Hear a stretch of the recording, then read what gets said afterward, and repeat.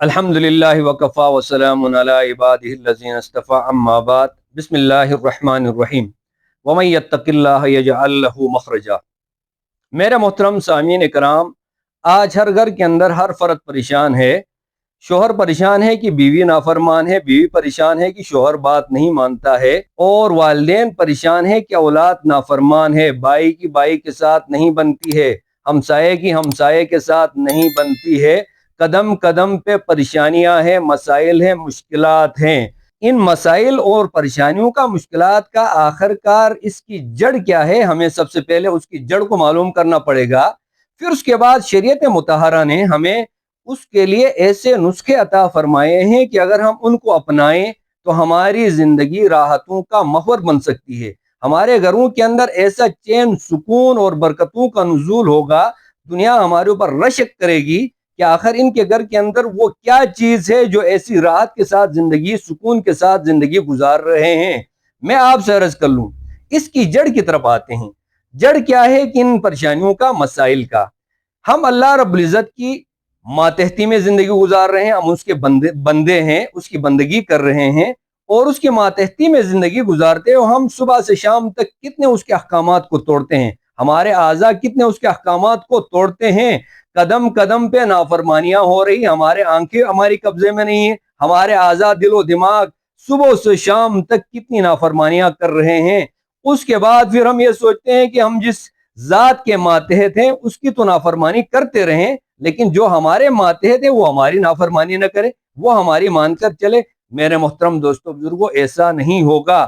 ہم نافرمانی کریں گے تو ہماری بھی نافرمانی ہوگی۔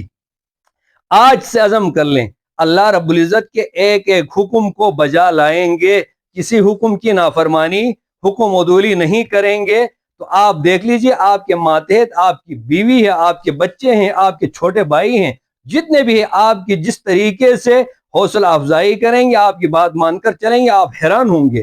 اس کے بعد آ جائیے، قرآن نے جو نسخہ دیا وہ قرآن کا نسخہ ہے۔ فرمایا وَمَن يَتَّقِ اللَّهَ يَجْعَل لَّهُ مَخْرَجًا۔ فرمایا جو اللہ رب العزت سے ڈر کر زندگی گزارتا ہے، اللہ سے تقوی کے مطابق زندگی گزارتا ہے، اللہ کی مان کر چلتا ہے، اللہ کے احکامات کو اپنا کر زندگی گزارتا ہے، فرمایا اس کو میں ایک ایک مشکل سے نکالوں گا، چاہے وہ مشکلات اس کی نافرمانیوں کی شکل میں ہو، اولاد کی نافرمانی کی شکل میں ہو، بیوی کی نافرمانی کی شکل میں ہو، دوسرے ماتحتوں کی نافرمانیوں کی شکل میں ہو، یا اس کے معاشی پریشانیوں کی شکل میں ہو۔ قدم قدم پہ ہر آدمی پریشان ہے کہ بھائی معاشی حالات درست نہیں ہو رہے ہیں، گھر کے اندر زندگی صحیح طریقے سے نہیں گزر رہی ہے، اولاد پڑھے لکھے ہوئے ہیں لیکن نوکری نہیں مل رہی ہے، بیٹی بڑی ہو گئی ہے لیکن رشتہ مناسب نہیں مل رہا ہے۔ فرمایا ان تمام مشکلات سے نکلنے کا راستہ اور نسخہ ایک ہی ہے، اور وہ ہے وَمَن يَتَّقِ اللَّهَ يَجْعَل لَّهُ مَخْرَجًا۔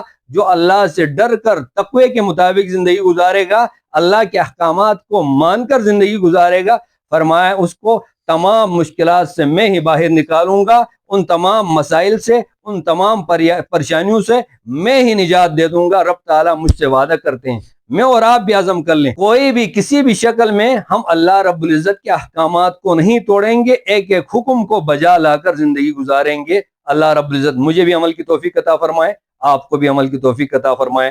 وآخر دعوانا الحمد للہ رب العالمین۔